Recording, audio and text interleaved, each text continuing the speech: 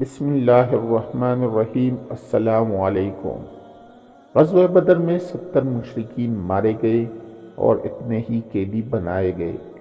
نامور مقتولین میں ابو جہل، عتبہ، شیبہ بن ربیعہ، ولید بن عتبہ، حنظلہ بن ابی سفیان، حارث بن عامر بن نوفل، نوفل بن خلید، امیہ بن حلف شامل تھے۔ ان کی لاشیں مقام بدر کے ایک کنویں میں پھینک دی گئی۔ واضح رہے کہ ان تمام ہلاک ہونے والے کفار قریش میں ابو لہب شامل نہیں تھا، کیونکہ اس نے معرکہ بدر میں شرکت ہی نہیں کی تھی اور اپنی جگہ کسی دوسرے کو غزوہ میں شرکت کے لیے بھیج دیا تھا۔ یوں وقتی طور پر یہ ابو جہل و عتبہ وغیرہ کی ہلاکت کا سن کر دل ہی دل میں خوش ہو رہا تھا اور شکر منا رہا تھا کہ اچھا ہوا جو میں جنگ کے لیے نہیں گیا تھا۔ مگر پیارے دوستو، یہ بھی قہر خداوندی سے محفوظ نہ رہ سکا، یا یوں کہنا زیادہ مناسب ہوگا کہ اس کی بھیانک اور خوفناک موت شاید ان سے بھی زیادہ بدتر تھی جو معرکہ بدر میں شریک ہو کر مجاہدین کی تلواروں سے واصل جہنم ہوئے۔ اس کا اصل نام عبد العزیٰ بن عبد المطلب تھا، جسے اکثر ابو لہب کے نام سے جانا جاتا تھا۔ یہ نبی رحمت صلی اللہ علیہ وآلہ وسلم کا سوتیلا چچا تھا۔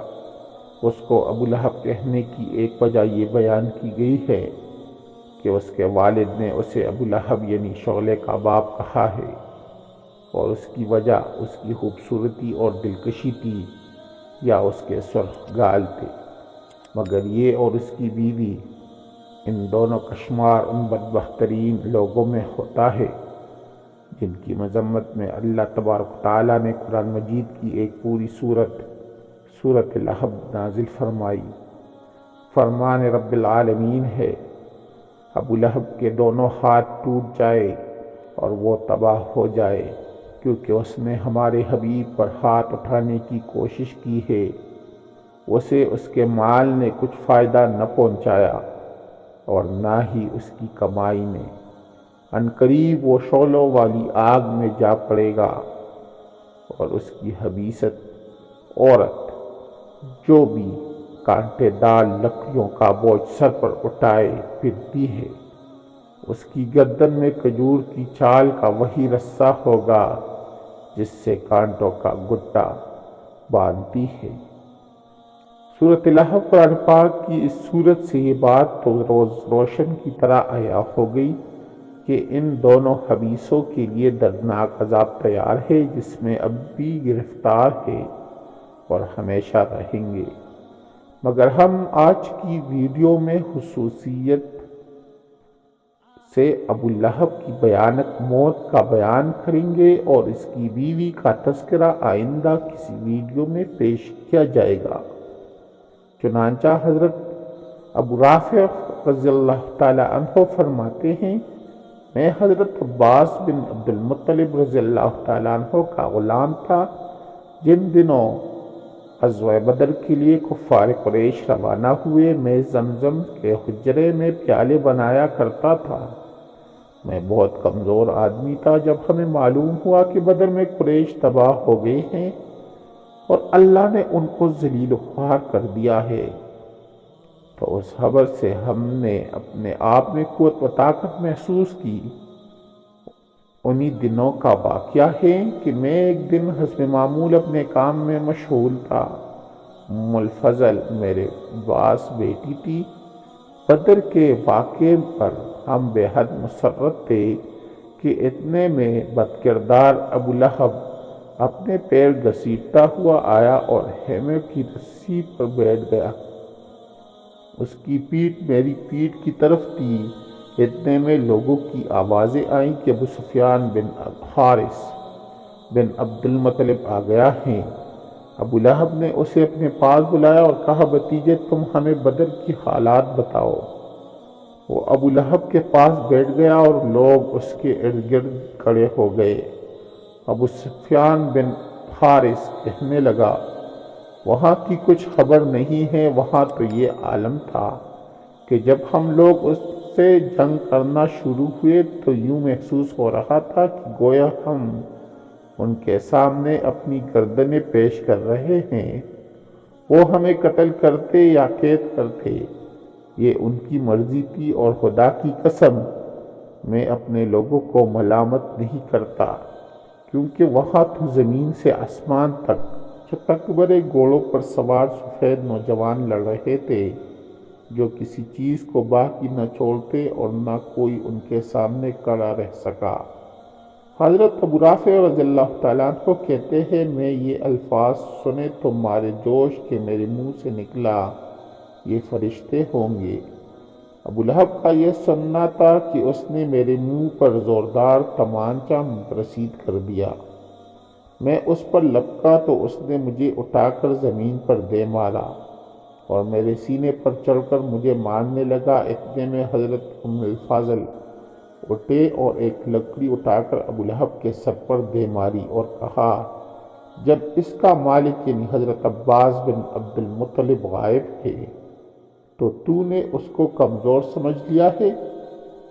اس سے اس کے سر پر گہرا گھاؤ لگا، اور امام طبری لکھتے ہیں کہ یہ چوٹ حضرت ابو رافع رضی اللہ تعالیٰ عنہ نے ہی اس کے سر پر لگائی تھی۔ الغرض وہ چوٹ کھاتے ہی وہاں سے بھاگ کھڑا ہوا۔ اس ذلت کے بعد وہ گھر پہنچا تو اللہ تعالیٰ نے اس پر حادثہ یعنی پھانسی کو مسلط کر دیا۔ حادثہ ایک رسولی کی طرح کا مرض ہے، یہ انسانی بدن پر نکلتا ہے جو گلٹی کی طرز کا ہوتا ہے۔ یہ ایک جان لیوا مرض تھا جس سے مریض ایلیاں رگڑ رگڑ کر تکلیف سے مرتا۔ اہل عرب اسے ایک جان لیوا وائرس خیال کرتے تھے اور مریض سے دور رہتے۔ یہی وجہ ہے جب ابو لہب اس مرض میں مبتلا ہوا تو اس کے گھر والوں نے اسے ایک الگ کمرے میں بند کر دیا، حتیٰ کہ اس خوف سے کہ کہیں ہم بھی اس بیماری میں مبتلا نہ ہو جائے اس کے قریب تک نہ ٹھکتے۔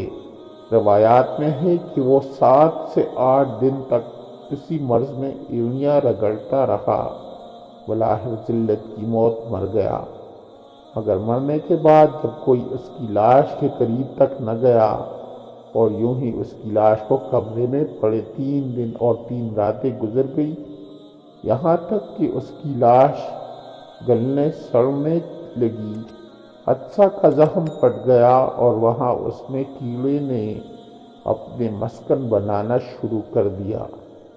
جب گھر میں تعفن پھیلا اور اس کے اثرات آس پاس کے گھروں تک پہنچے تو پھر کسی قریشی نے ان سے کہا، تم اس بات پر شرم نہیں کرتے کہ تمہارے باپ کی لاش گھر میں گل سڑ رہی ہے اور تم اسے دفن نہیں کرتے؟ اس پر ابو لہب کے گھر والوں نے کہا، ہم اس بات سے ڈرتے ہیں کہ کہیں ہم بھی حادثہ کا شکار نہ ہو جائے۔ بالآخر ان سب نے مل کر ابو لہب کی لاش کو ٹھکانے لگانے کی ٹال لی۔ انہوں نے سب سے پہلے لاش پر دور کڑے کڑے پانی بہایا، پھر اسے رسیوں اور کپڑوں کی مدد سے بغیر چوئے مکہ کے ایک بلند مقام پر لے جایا گیا۔ وہاں ایک گڑھا کھودا گیا اور لکڑی کی مدد سے لاش کو اس میں پھینک دیا گیا۔ پھر اس پر مٹی ڈال کر اوپر بھاری بھرکم پتھر رکھ دیے تاکہ اس کی بوسیدہ لاش سے تعفن نہ پھیلے۔ ناظرین، اگرچہ ابو لہب غزوہ بدر میں شرکت کے لیے نہیں گیا تھا، اس کی وجہ سے وہ مجاہدین کے ہاتھوں واصل جہنم ہونے سے بچ گیا، مگر پھر بھی وہ غضب الہی سے کیسے بچ سکتا تھا جو اٹل ہے اور ہر صورت مسلط ہو کر رہتا ہے۔ دعا ہے اللہ پاک ہم ان لوگوں میں شامل فرمائے جن پر اس کا انعام ہوگا، اور ہمیں ہدایت کاملہ سے سرفراز فرمائے، آمین یا رب العالمین۔